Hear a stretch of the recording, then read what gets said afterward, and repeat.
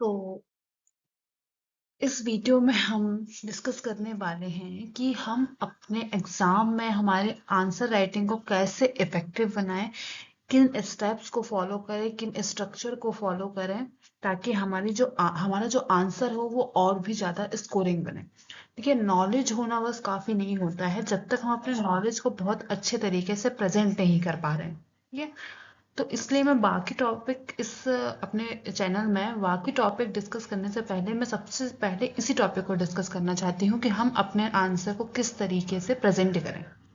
ठीक है, तो इसमें हम कुछ स्टेप डिस्कस करेंगे कि हम किन चीज़ों को फॉलो करें जिससे हमारा आंसर जो है तो देखिए, बचपन से हम सुनते आ रहे हैं कि जो हमारे बड़े हैं या फिर जो हमारे टीचर्स हैं, जब हम उनसे टिप्स मांगते थे या फिर वो खुद ही हमें जब टिप्स देते थे तो वो ये बताते थे, सबसे पहला टिप्स कॉमन रहता था कि क्वेश्चन को अच्छे से पढ़ो। तो देखिए, जब हम एग्जाम हॉल में बैठे रहेंगे, हमारे सामने पेपर रहेगा, हमारा एग्जाम पेपर रहेगा, तो क्वेश्चन को पढ़ते समय आपको सबसे ज्यादा क्या समझना है कि इसमें हमें डिफाइन क्या करना है, इसमें हमको डिस्कस क्या करना है, एनालाइज क्या करना है, एक्सप्लेन क्या करना है। इन चारों टूल्स को अपने साथ हमेशा एग्जाम हॉल में लेकर जाइए।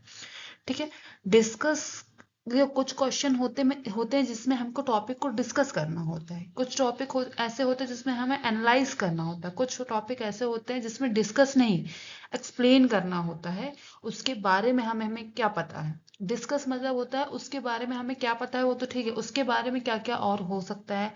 डिफाइन मतलब होता है, डिफाइन के अंदर बहुत सारी चीजें जाती हैं, उनके टाइप्स उनके टाइप्स हो गए, उनकी डेफिनेशन हो गई, बहुत सारी चीजें है ना।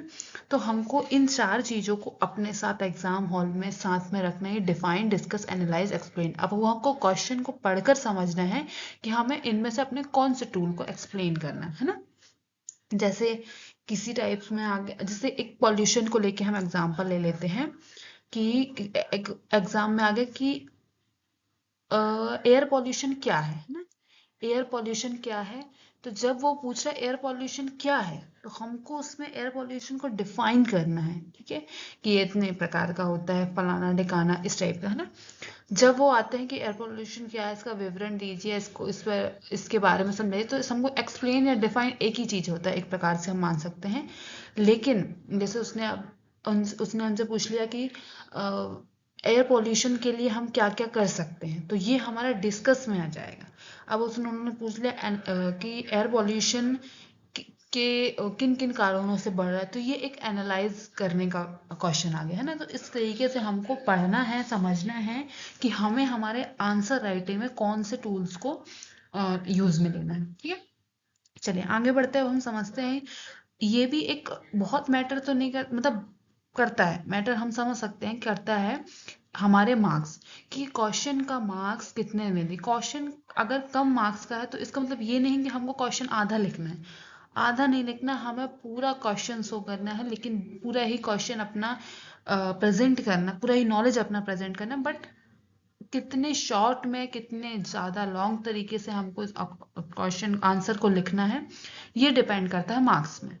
ठीक है, तो ये हमारी सेकेंड चीज है। अब उसके बाद दो देखो, क्वेश्चन जो होते हैं ना, दो तरीके के होते हैं, एक होता है प्रॉब्लम सॉल्विंग, दूसरा होता है थ्योरी।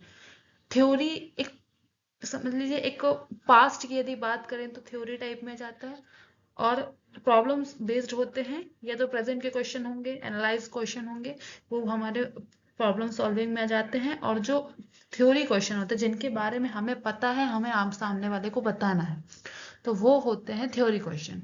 और प्रॉब्लम बेस्ड क्वेश्चन कौन से होते हैं, जिसमें हमें आइडियाज, जो जिसमें हमें हमारे दिमाग में हम उसके बारे में क्या क्या बात कर सकते हैं, एक प्रकार से आइडियाज देना, हेल्प करना एक प्रकार से, तो ये आ जाते हैं प्रॉब्लम बेस्ड क्वेश्चन। ओके, और आंसर राइटिंग सबसे, ये भी एक इम्पॉर्टेंट टॉपिक है कि आंसर राइटिंग करने से पहले आपको 1 से 2 मिनट पूरा स्ट्रक्चर अपने माइंड में तैयार कर लेना चाहिए कि हमको आंसर को किस तरीके से लिखना है। ठीक है,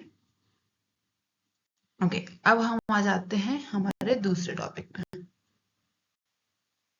ओके, तो हम आते हैं अब अपने आइडिया नंबर टिप्स नंबर 2 में, तो स्ट्रक्चर ऑफ थ्योरी आंसर, जब हम किसी थ्योरी आंसर को लिख रहे होते हैं तो ये बहुत ही इम्पॉर्टेंट है कि हमको एक स्ट्रक्चर अपने माइंड में हमेशा तैयार रखना चाहिए हमारे हर थ्योरी क्वेश्चन के आंसर के लिए, है ना। तो देखिए हम इनमें ये मैंने कुछ एक स्टेप्स तैयार किया है, मैं भी हमेशा इन्हीं स्टेप्स को फॉलो करती हूँ कि देखो आंसर के बारे में हमें कितना कम नॉलेज है कितना ज़्यादा ये तो हम बाद में बात करेंगे इसके बारे में, लेकिन एक स्ट्रक्चर हमेशा होना चाहिए। स्ट्रक्चर जो क्या होता है हमारे नॉलेज को थोड़ा सा जितना भी नॉलेज उसको और अच्छे तरीके से प्रेजेंट कर सकता है, ठीक है। तो सबसे पहले जब हम एक थ्योरी आंसर्स लिख रहे हो तो सबसे पहले उस पर लाइए आप इंट्रोडक्शन।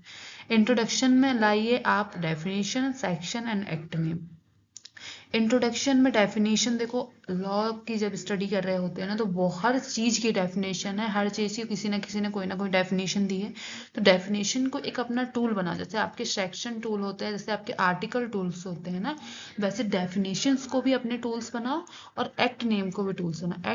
एक्ट भी बहुत ज़्यादा इंपॉर्टेंट है कि कौन सा लॉ किस एक्ट के अंडर में आया, या कोई भी जब कोई भी टॉपिक है ये किस एक्ट के किस सेक्शन में है, ये बहुत ज़्यादा इंपॉर्टेंट। तो definition, act name, section name, यदि कॉन्स्टिट्यूशन से रिलेटेड कोई क्वेश्चन है तो आर्टिकल नेम, ये सब बहुत ज़्यादा इंट्रोडक्शन में तो आप दिखा ही दो। इंट्रोडक्शन क्या हो जाता है, अब जैसे आपसे नहीं पूछा गया किस सेक्शन में, आपसे नहीं पूछा गया किस एक्ट में है, ये आपसे नहीं पूछेगी इसकी डेफिनेशन, लेकिन उसके बारे में इंट्रोडक्शन में हमने इसको दिखा दिया क्योंकि हमको ये पता है, हमने इंट्रोडक्शन में इसको दिखा दिया। तो हमारे एक, क्योंकि हमने उसको इंट्रोडक्शन में दिखाया, हमने कोई मेन टॉपिक में इसको नहीं बताया इसकी डेफिनेशन को, सेक्शन को, एक्ट को, तो ये ऐसे प्रेजेंट नहीं करेगा कि हमसे पूछा कुछ और गया और हमने बताया कुछ और। तो इनको इंट्रोडक्शन के लिए हमेशा तैयार रखो, किसी भी डेफिनेशन को, किसी भी चीज़ की सेक्शन को, किसी भी चीज़ के एक्ट को। ओके, मीनिंग एंड एक्सप्लेनेशन, ये थोड़ा सा डिस्क्राइब कर दो। देखो जो डेफिनेशन होते हैं ना, ऊपर समझ लीजिए हमने इंट्रोडक्शन में हमने डेफिनेशन यूज़ कर लिया, सेक्शन यूज़ कर लिया, एक्टिव, तो ये एक ऑफिशियल हो जाएगा, मतलब थोड़ा सा टफ लैंग्वेज होती है इनकी, आपको ये पता है। डेफिनेशन को हम चेंज नहीं कर सकते, जो जिसने जो डेफिनेशन बोली है हमको वही लिखनी पड़ती है। तो डेफिनेशन को हम चेंज नहीं करते, थोड़ा सा उसको सिंपल लैंग्वेज में भी शो कर दो ताकि हम एग्जामिनर को ये शो कर पाए कि हमें इसका एक ऑफिशियल नॉलेज तो है बट हम आपको एक्सप्लेन करना चाहते हैं सिंपल लैंग्वेज में। तो मीनिंग एक्सप्लेनेशन तो थोड़ी सी दो, हर टॉपिक की दो। उसके बाद एसेंशियल एलिमेंट्स, देखो मैंने एसेंशियल एलिमेंट्स इसलिए इस पे ऐड किया है क्योंकि मान लीजिए हमको एक टॉपिक दिया है ना, हम क्या करते हैं कि जब हमें एक टॉपिक दिया होता है, एक टॉपिक के बारे में हमें पूछा कुछ और जाता है लेकिन हमें याद कुछ और रहता है, तो हम क्या कर देते हैं, पूरा टॉपिक, पूरा जो क्वेश्चन है ना जो हमें याद है हम उस पर डिपेंड कर देते हैं। देखो जो जो पूछा गया हमको ज़्यादा से ज़्यादा वही बताना है, वही हमारे लिए स्कोरिंग होगा। लेकिन यदि आपको एडिशनल कुछ पता है ना तो उसको एसेंशियल एलिमेंट्स के रूप में जो कुछ परसेंट में उसको प्रेजेंट करो, वो हमारे हाईलाइट मत करो उस टॉपिक को बदलो, लेकिन इन पॉइंट में उनको थोड़ा सा शो करो कि हमें इसके बारे में पता है। और पॉइंट जो है ना, पॉइंट बनाकर लिखो, पॉइंट बहुत ही स्कोरिंग होता है। आप बोर्ड्स एग्जाम में होंगे आपके, तो आप तब से समझ में आ रहे होंगे कि पॉइंट्स जो होते हैं ना बहुत ही ज़्यादा स्कोरिंग होते हैं, लेकिन वो इफेक्टिव पॉइंट्स होने चाहिए। ये नहीं कि आपका फर्स्ट पॉइंट वही था, फिर आप फोर्थ पॉइंट पे आप वही चीज़ देख रहे हो, फिफ्थ सिक्स्थ में वही देख, नहीं, सारे जो भले ही आप 5 पॉइंट लिखो लेकिन बहुत ही अलग हो, हर पॉइंट की एक अलग ही डेफिनेशन, एक अलग ही एक्सप्लेनेशन हो, पॉइंट को इस तरीके से प्रेजेंट करो, ठीक है। अब हमारा ये थर्ड आ रहा है रिलेवेंट केस लॉ। मैंने अपने लास्ट वीडियो में भी आपको बताया था कि केस स्टडी बहुत इंपॉर्टेंट है के एलएलबी स्टूडेंट्स के लिए। केस जो है ना, जो केस स्टडी है ना, वो हमारे आंसर को बहुत ही ज़्यादा इफेक्टिव बना देता है केस लॉ। और एक बात समझिए कि जैसे हमने लास्ट वीडियो में डिस्कस किया था मेनका गांधी के, तो मेनका गांधी जो आपके कॉन्स्टिट्यूशन में भी कई टॉपिक्स में उसको यूज़ किया गया है।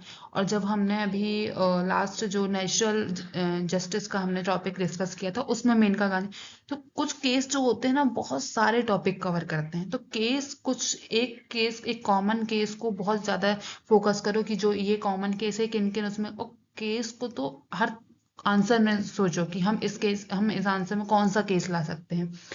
एक केस बहुत सारे ही टॉपिक्स पे रिलेट करता है। तो जो आपकी केस स्टडी होगी, जो आपकी केस राइटिंग होगी ना, वो बहुत ही इम्पोर्टेंट रोल निभाएगी आपके आंसर राइटिंग में। तो केस स्टडी को तो कभी अवॉइड मत करो, हमेशा केस अपने स्टडी, जब टॉपिक तैयार करो तो उसके साथ एक केस तो तैयार करो ही उसका। देन उसके बाद आते हैं एक्सेप्शन। एंड एक्सेप्शन जो होते हैं वो रिक्वायर होता है, हर चीज़ का एक्सेप्शन नहीं हो सकता ना, लेकिन यदि जिन चीज़ों का है तो उनको हमेशा रेडी रखो अपने आंसर के साथ, कि अगर इनके एक्सेप्शंस हैं, जैसे नेचुरल जस्टिस के एक्सेप्शंस हैं कि वो कुछ जगह पे अप्लाई नहीं होते, इमरजेंसी पे अप्लाई नहीं होते, इनमें तो जिनके एक्सेप्शंस हैं उनके एक्सेप्शन।